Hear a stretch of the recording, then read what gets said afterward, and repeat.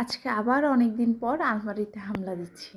তার মানে বুঝতে পারছো আজ কোনো না কোনো একটা কিছু আছে। হ্যাঁ, খুব ঘরোয়াভাবে একদম কাছের লোকেদের সাথে নিয়ে হচ্ছে আম আজকে আমার ছোট ভাইয়ের জন্মদিনটা উদযাপন করা হবে। কাছের লোক বলতে আমরা 4 ভাই বোন আর ওর একটা ফ্রেন্ড, জাস্ট এতটুকুই। আর কোনো কেউ না। কিন্তু তারপরেও ভাবলাম যেহেতু একটা পার্টি মুড, তো একটু পার্টি ড্রেস পরাই যায়। তো আজকে আমি আমার এই ড্রেসটা নামিয়েছি আর সাথে সব মেকআপ আর যে অর্নামেন্টসগুলো পরবো সেগুলো নিয়ে নিয়েছি। তো বেসটা শুরু করলাম জাস্ট পন্ডস দিয়ে। তারপর এই ফাউন্ডেশনটা আমার একটা ফ্রেন্ড আমাকে গিফট করেছিল, বাট এই ফাউন্ডেশনটা এখন মোটেই পাচ্ছি না।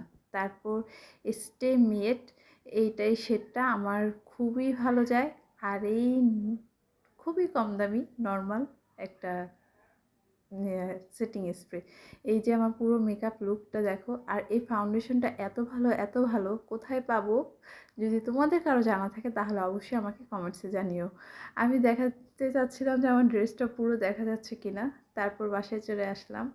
আসলে হাঁটি পা করতে করতে আমার ভাইটাও এখন 20 বছরে পা দিয়ে ফেললো। ও যখন একদম ছোট ছিল তখন বলতাম যে ও কবে বড় হবে আমার সাথে খেলবে।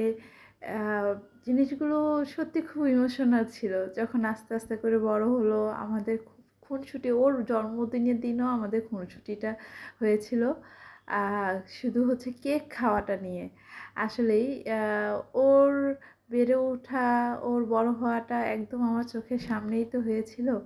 তো আসলেই আমরা বেশ ঝগড়া করি, বেশ আমরা আড্ডা দিই, আমাদের মধ্যে আবার অনেক মিল, কিন্তু আমরা আবার তীব্র ঝগড়া করে কারো মুখ দেখাদেখি করবো না, এরকমও সিচুয়েশন হয়। ভাই বোন থাকলে হয়তো এটাই হয়। কিন্তু ভাই, তোমাকে ভালোবাসি, অনেক ভালোবাসি। কারণ তুমি সেই ছোট্টবেলার আমার খুব চাওয়া পাওয়ার একটা ছোট ভাই। সবাই যখন ছোট ভাই বোনদের সাথে নিয়ে খেলতো তখন আমি বলতাম আমার ভাইটা কবে বড় হবে, আমি একটু ওর সাথে খেলবো। তো বার্থডে কেকটা কেটে আমাদেরকে খাইয়ে দিচ্ছিল, ওর বন্ধুকে খাওয়ালো।